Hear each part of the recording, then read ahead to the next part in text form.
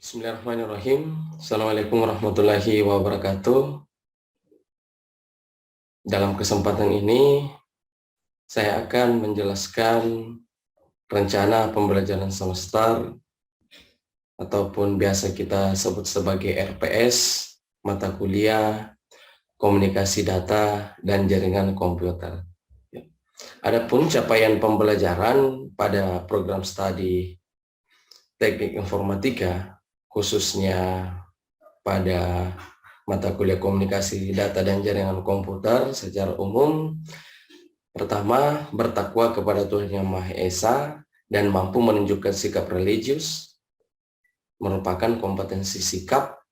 Dua, menguasai konsep teoritis pada bidang teknologi informasi secara umum dan konsep teoritis tentang matematika dan komputasi, analisis masalah berbasis komputasi, desain sistem berbasis komputer, metode, teknik berbasis komputer, dan manajemen proyek, serta mampu memformulasikan penyelesaian masalah prosedural merupakan kompetensi pengetahuan. Tiga, mampu menunjukkan kinerja mandiri, bermutu, dan terukur, merupakan kompetensi umum. Mampu mengidentifikasi, menganalisis, dan merancang, dan mengimplementasikan sistem jaringan berdasarkan konsep jaringan, manajemen jaringan, dan keamanan jaringan, merupakan kompetensi khusus yang harus dimiliki mahasiswa setelah melakukan perkuliahan pada mata kuliah komunikasi data dan jaringan komputer. Adapun capaian pembelajaran untuk inti dari materi perkuliahan, mahasiswa dapat memahami konsep komunikasi data dan jaringan komputer, mahasiswa dapat memahami struktur dan arsitektur jaringan komputer, mahasiswa dapat memahami model referensi OSI dan TCP/IP. Mahasiswa dapat menjelaskan perangkat jaringan dan tipe pengkabelan, kualifikasi jaringan komputer, memahami wireless LAN, pengelamatan IP address, memahami tentang interkoneksi atau internet, memahami konfigurasi statik dan DHCP, dan yang terakhir menjelaskan dan memahami tentang web server pada jaringan. Deskripsi singkat pada mata kuliah komunikasi data dan jaringan, mahasiswa mampu menjelaskan konsep gambaran umum dan landasan-landasan dasar komunikasi data dan jaringan komputer, terutama mengenai arsitektur, protokol, jaringan generasi mendatang, serta mampu mengimplementasikan dengan membangun sistem jaringan komputer sederhana. Ya, kajiannya yaitu ada 7, komunikasi data dan jaringan komputer, layar OSI, perangkat jaringan dan pengkabelan, wireless LAN, dynamic routing, konfigurasi statik dan DHCP, dan yang terakhir adalah web server. Pustaka di sini terbagi atas pustaka utama dan pustaka pendukung.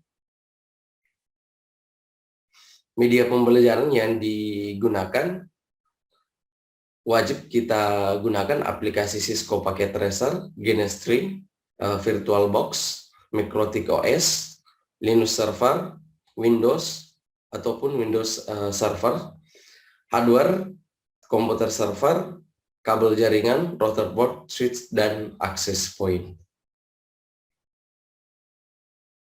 Mata kuliah prasyarat untuk masuk pada mata kuliah komunikasi data dan jaringan komputer, salah satunya mata kuliah yang memiliki hubungan dengan mata kuliah komunikasi data dan jaringan komputer ini, keamanan jaringan dan pemrograman jaringan komputer.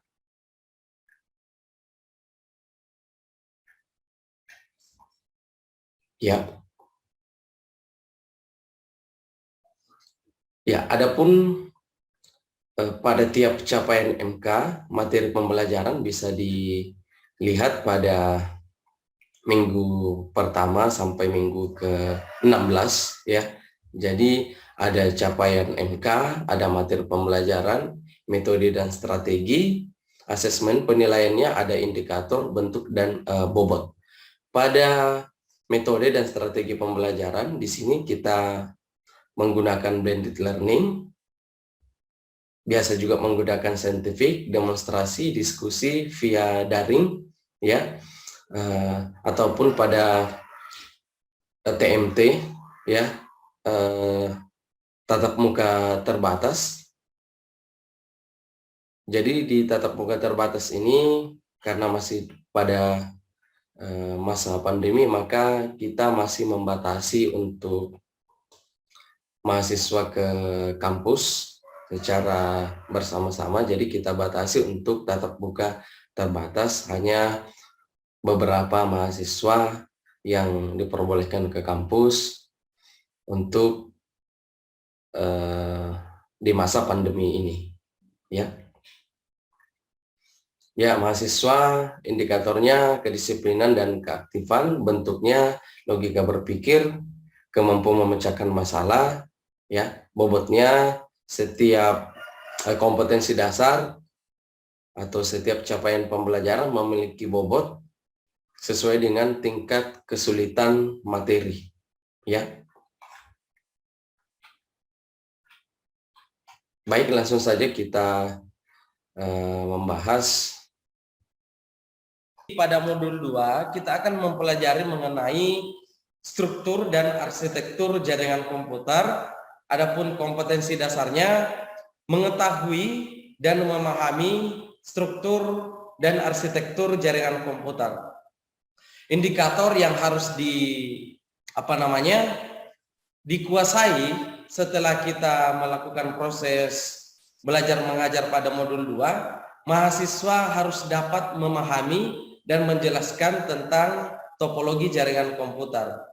Kedua, mahasiswa memahami dan menjelaskan struktur arsitektur jaringan komputer. Jadi, topologi jaringan komputer ini adalah metode atau cara yang digunakan agar bisa menghubungkan satu komputer dengan komputer yang lainnya, ya.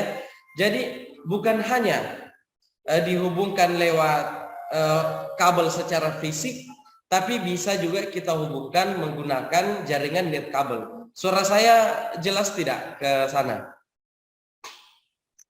Jelas, Pak. Jelas, Bapak. Oke, jelas ya. Jadi kita akan bahas satu persatu mengenai topologi jaringan. Ayo Ramhawati, coba dibaca deh topologi ring. Baik, Pak. Izin membaca di laptop ya. Soalnya di HP kurang. Ya, silakan. Ayo. Baik, selanjutnya yaitu topologi ring. Topologi ring atau sering disebut topologi cincin adalah jenis topologi jaringan yang digunakan untuk menghubungkan sebuah komputer dengan komputer lainnya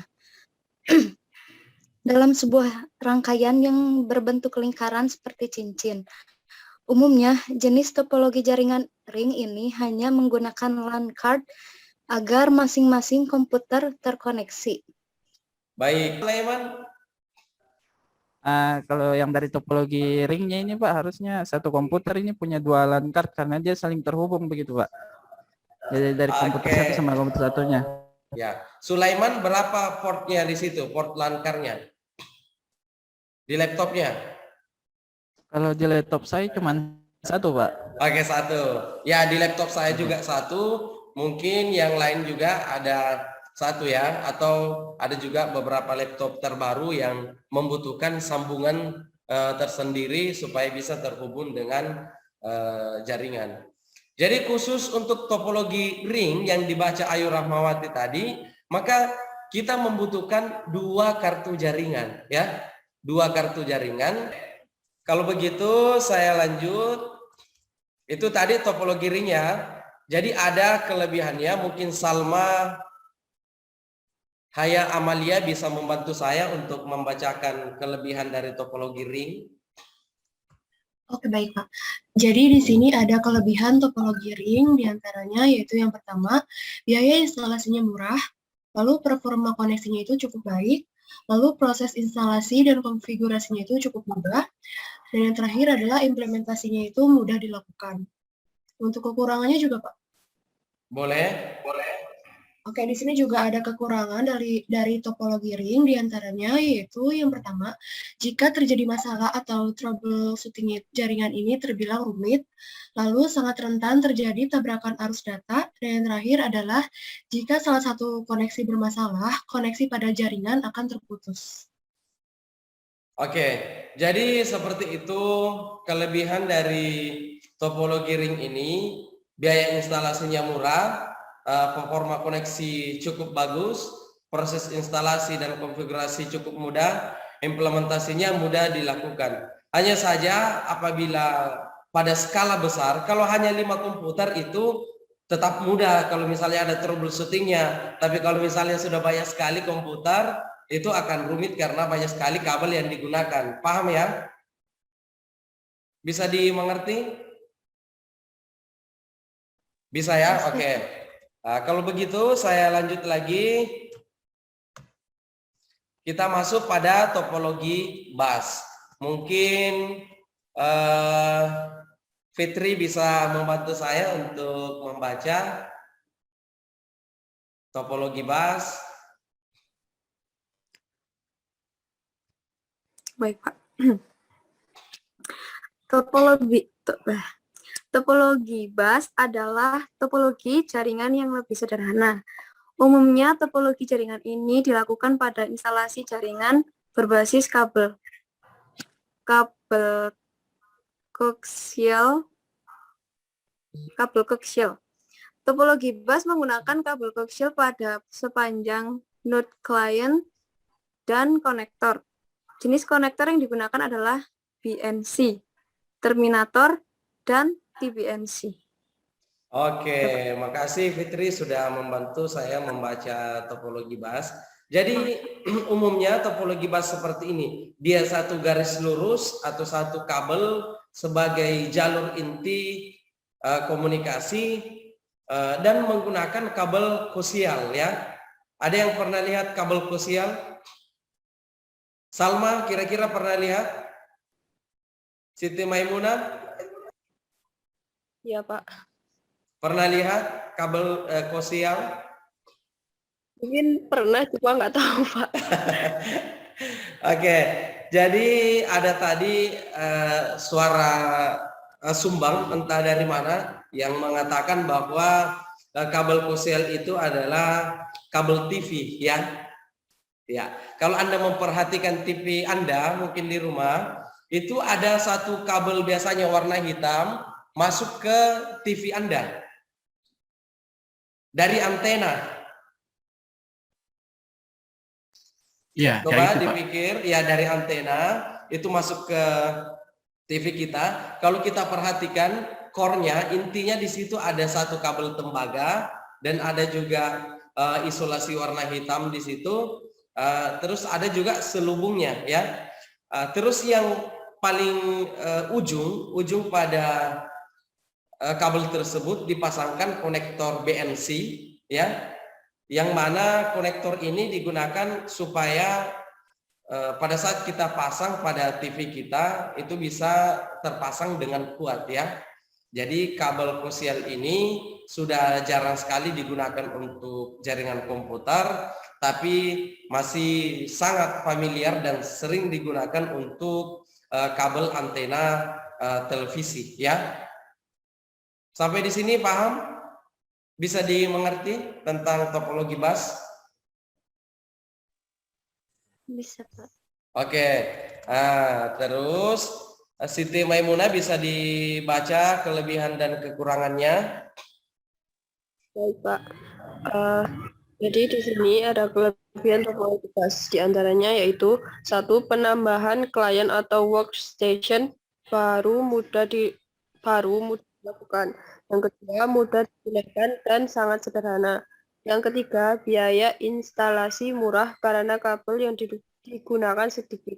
Sedangkan kekurangannya adalah yang pertama, sering terjadi tabrakan arus data. Yang kedua, proses pengiriman dan penerimaan data kurang efisien. Yang ketiga, topologi bus yang lama sulit untuk dikembangkan. Dan yang terakhir adalah jika ada masalah pada kabel, misalnya terputus, maka komputer workstation akan terganggu. Oke, jadi itu tadi kelebihan dan kekurangan topologi bus.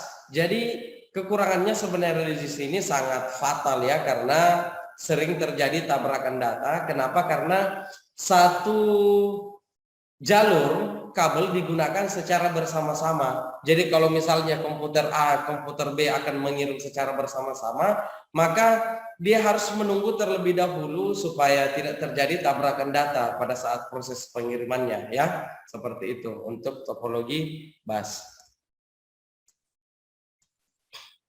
Ya, di sini ada lagi topologi mesh. Ini luar biasa, lebih banyak lagi. Langsung saja, kira-kira berapa kartu jaringan di sini yang digunakan?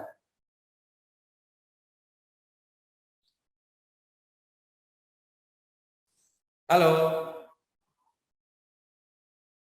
Saya Pak. L, kira-kira berapa kartu jaringan L? Saya sih masih kurang terlalu paham juga ya Pak. Oke.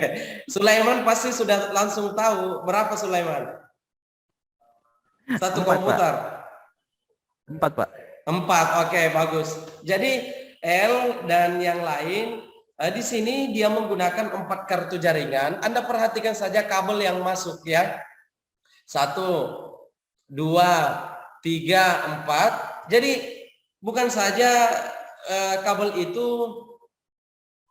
terpasang begitu saja, tetapi setiap kabel itu harus ada langkar yang digunakan untuk terhubung ke kabel tersebut. Jadi ada 4 kabel tersebut. Sehingga kalau misalnya kita menggunakan topologi mesh ini, di sini misalnya gagal mengirim, ada permasalahan, maka dia bisa mengirim lewat yang lainnya.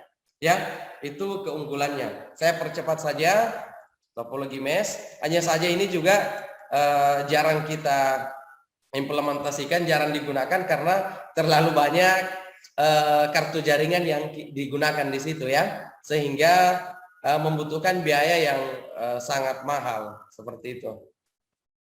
Oke, saya lanjut pada topologi tree. Ini bisa dilihat topologi tree. Ya, jadi topologi tree di sini, topologi tree di sini atau topologi pohon adalah hasil dari penggabungan dari topologi bus dan topologi star. Umumnya topologi tree digunakan untuk interkoneksi antar hierarki dengan pusat yang berbeda-beda. Jadi topologi tree ini biasa digunakan kalau misalkan kita sudah ada pengembangan jaringannya sudah lumayan besar ya, sehingga memudahkan kita dalam melakukan troubleshooting ya, seperti itu. Jadi gambarnya seperti ini. Ya. Sedikit informasi, topologi star itu biasa kita juga sebut dengan topologi bintang ya. Topologi bintang. Saya percepat lagi. Ini topologi peer to peer. Ya. Topologi peer to peer ini sering sekali kita lakukan kalau misalkan dulu sebelum ada flash disk ya, ataupun share it. Banyak yang gunakan share it sekarang. Ya, jadi dulu kalau misalkan ini saya andaikan saja ini Sulaiman, ini L, ada banyak data di sini yang akan dikirim ke L, maka kita bisa memanfaatkan topologi peer-to-peer ini. Jadi kita ambil satu kabel jaringan tipe strike, tipe cross ya, tipe cross di sini, dan kita mengirim lewat jaringan ya. Topologi peer-to-peer. Ada yang pernah lakukan ini, mengirim data lewat komputer seperti ini? Sulaiman pernah, Sulaiman? Pernah Pak, pas praktik waktu SMK. Bagus, bagus. Jadi di SMK itu pasti kalau kita dari Prodi TKJ untuk dasar-dasar pengenalan jaringan pasti ini dilakukan ya. Terus di sini ada topologi star.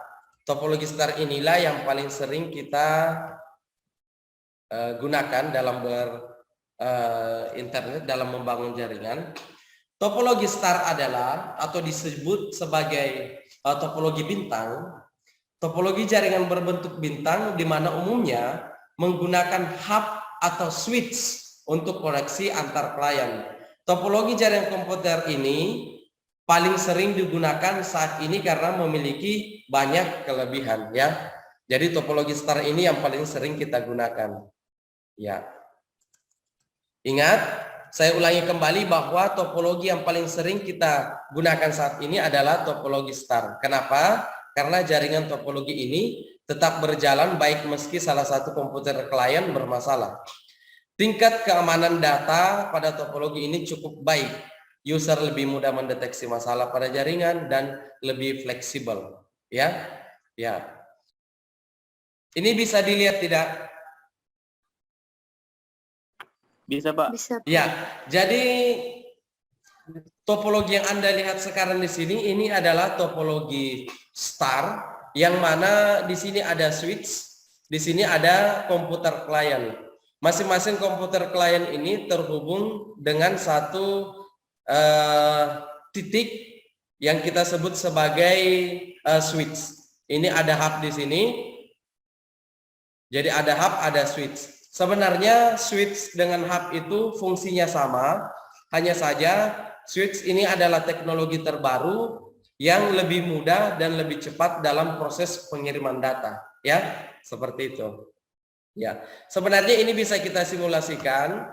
Misalnya ini hendak mengirim ke sini, bisa Anda lihat proses pergerakannya.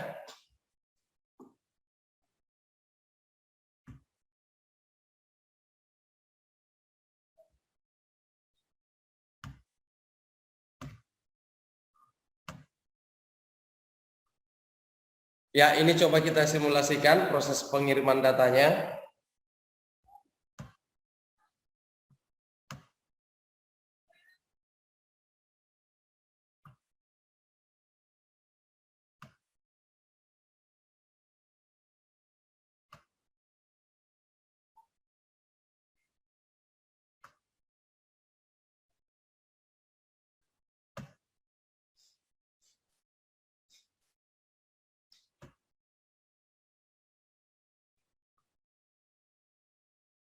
Ya, jadi tadi adalah komunikasi data antar komputer. Di sini Anda melihat perbedaan dari hub dengan switch. Berapa orang yang pernah menggunakan ini, menggunakan topologi ini?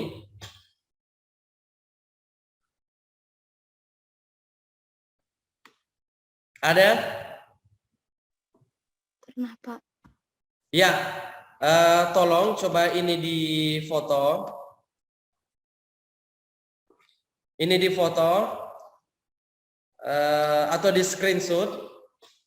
Karena tugasnya Anda harus membangun topologi seperti ini, ya. Membangun topologi seperti ini. Tidak usah dulu dikonfigurasi, tapi buat dulu desainnya seperti ini. Paham ya? Nanti Anda bisa mendownload Cisco Packet Tracer atau saya kirimkan file exe-nya. Yang mana lebih dipilih? Saya kirimkan atau download sendiri? Boleh Saya dikirim sudah ada. Kirimkan, Pak. Ya, sudah tertebak dari sebelum bertanya ya. Pak, berarti ini Ya. jumlah PC-nya sama seperti yang ditunjukkan Bapak ini. Betul, betul. Jadi jumlah PC-nya sama. Ada juga server. Kira-kira karena ada server di sini, pengisian IP address-nya nanti statik atau DHCP? Kira-kira? Menurut saya dia statik, Pak. Statik. Kalau Sulaiman?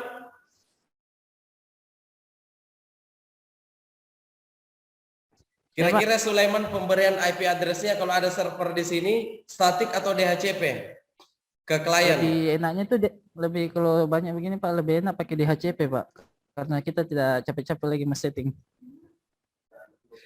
Oke, jadi Prabu dan Sulaiman, kedua-duanya ini bisa dilakukan.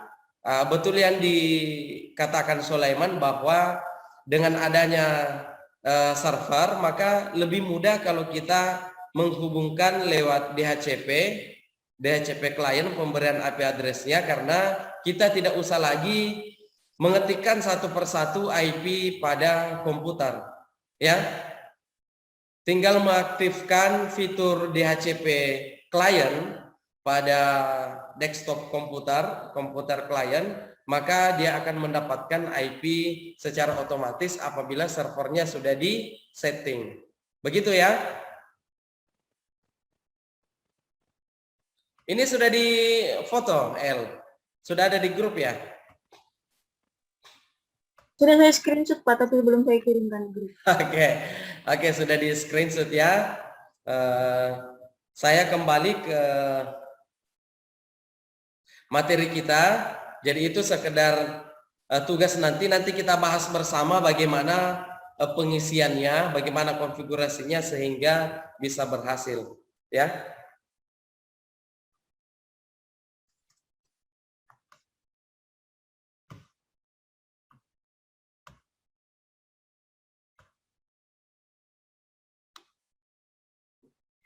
Ya, terus ada juga topologi hibrid ya.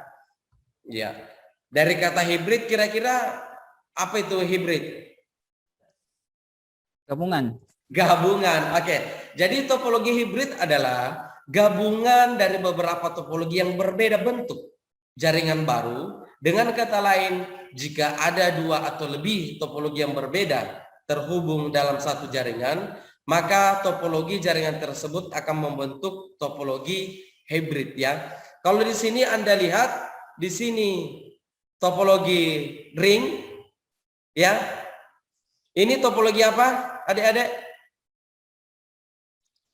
Ini Star. topologi star, bagus. Ini Bus. topologi bus. Oke, saya kira kalau untuk topologi sudah aman, sudah paham semua.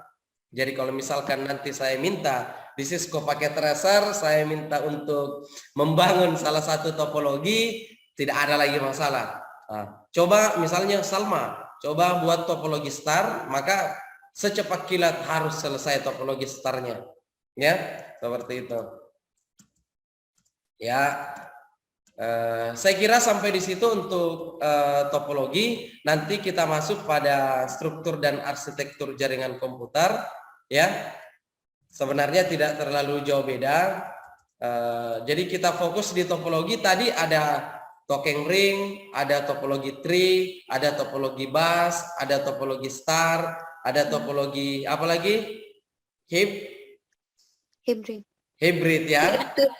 Lona, topologi hybrid apa lagi topologi hybrid tadi? Topologi Penggabungan dari beberapa. Iya ya. Pak. Topologi hibrid itu adalah gabungan dari beberapa topologi yang berbeda.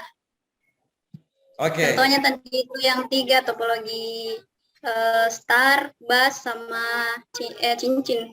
Oke, bagus sekali. Belum habis zoomnya, tinggal ya kurang lebih 2 menit. Kira-kira aman ya untuk topologi jaringan komputer? Sudah tahu semua ya? Aman, iya Pak. Ya, Insya Allah.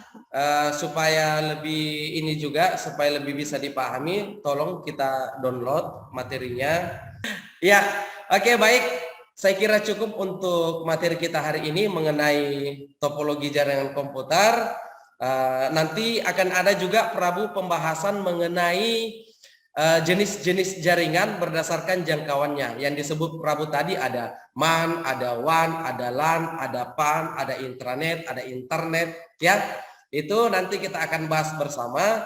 Jadi nanti kita bisa membedakan antara topologi dengan jenis-jenis jaringan komputer. Ya, paham ya semua? Paham, Pak. Oke. Baik, saya kira cukup. Jangan lupa mengisi absen pada presensi di SPADA, harus hadir. Jadi saya akan pantau terus.